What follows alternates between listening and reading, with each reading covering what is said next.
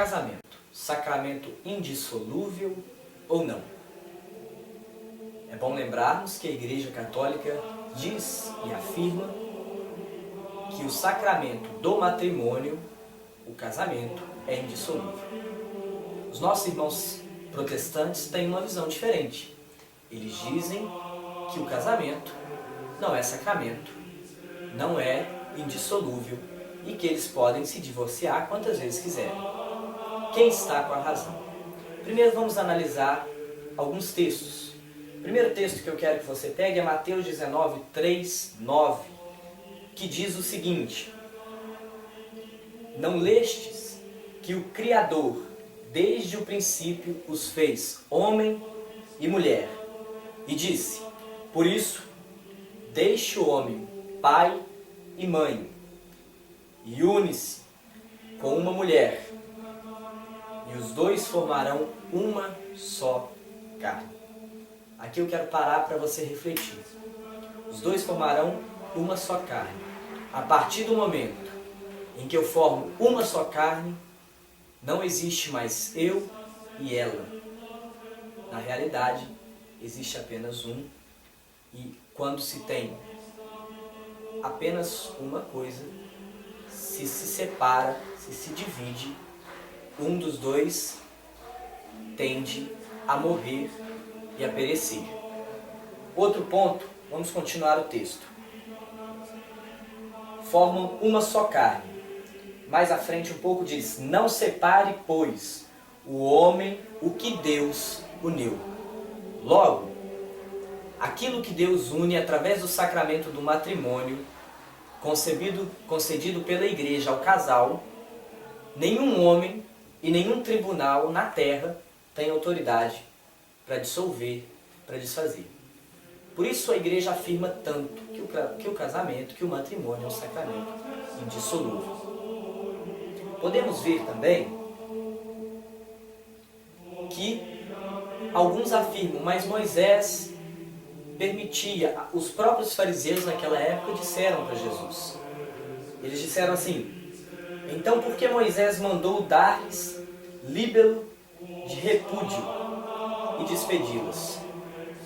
Jesus responde muito claro para eles, por causa da dureza de vossos corações.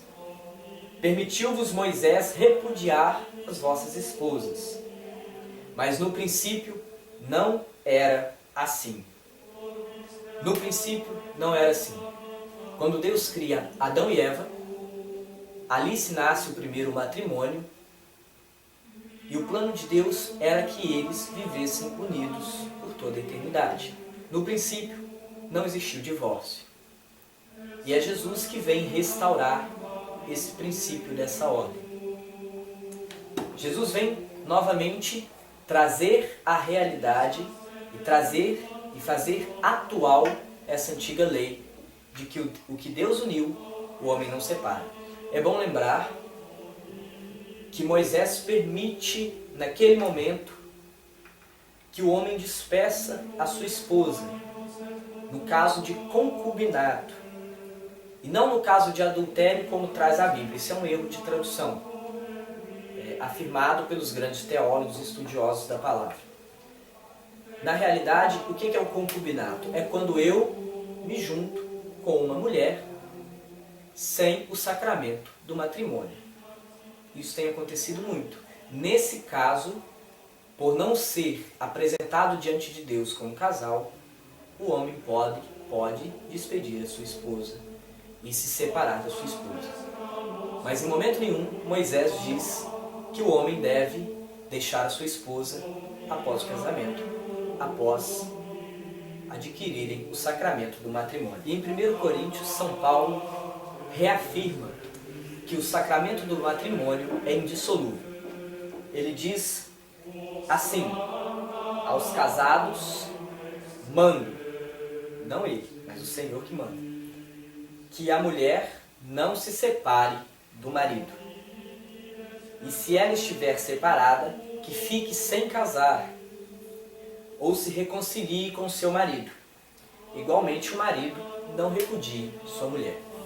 São Paulo, então, nos dá uma grande lição de moral. Podemos dizer que ele até nos dá um tapa, não de luva, porque ele é muito duro. Ele diz que o homem, o grande problema não é o divórcio em si, mas o grande problema é eu me divorciar para ficar com uma outra pessoa. Porque aí eu estou adquirindo o caso do adultério. Se eu me divorcio porque o meu matrimônio não está dando certo, porque o meu marido me bate, porque o meu marido ou minha esposa me trata mal, primeiramente Deus quer te ver feliz. Se esse é o motivo, o problema do divórcio, a igreja já entende de uma forma diferente. Agora, o que não pode é você se divorciar para ficar com outra pessoa. Isso é adultério, porque você não está coabitando com a sua esposa, mas você continua casado. Você não está coabitando com o seu marido, mas você continua casado. Então, a partir do momento que você larga a sua mulher ou o seu marido para se juntar a outra pessoa, é adultério. O que devemos entender então? Primeiramente, que o sacramento do matrimônio é precioso diante de Deus. E é por isso que a igreja toma muito cuidado e não aceita qualquer tipo de matrimônio. E é por isso que a igreja não aceita qualquer tipo de casamento. É preciso tomar cuidado, porque é dali, é da família que nasce a vida. A família tem, assim como Deus, a função de criar seres humanos. Esse é o princípio da família. Em segundo momento, devemos analisar que o grande pecado está no adultério. Ponto. Sacramento indissolúvel? Sim, é sacramento indissolúvel. Por que os protestantes dizem que não? Primeiro, porque aqui eu vou fazer uma menção talvez um pouco polêmica, mas necessária. Os protestantes vivem e muitas vezes são levados aos prazeres carnais e financeiros. E é por isso que nós vemos muitos protestantes se corrompendo, e é por isso que nós vemos essa linha teológica da prosperidade, a teologia da prosperidade, que é movimentada somente pelo dinheiro. Porque os prazeres carnais e o prazer financeiro está na doutrina protestante, desde sua origem.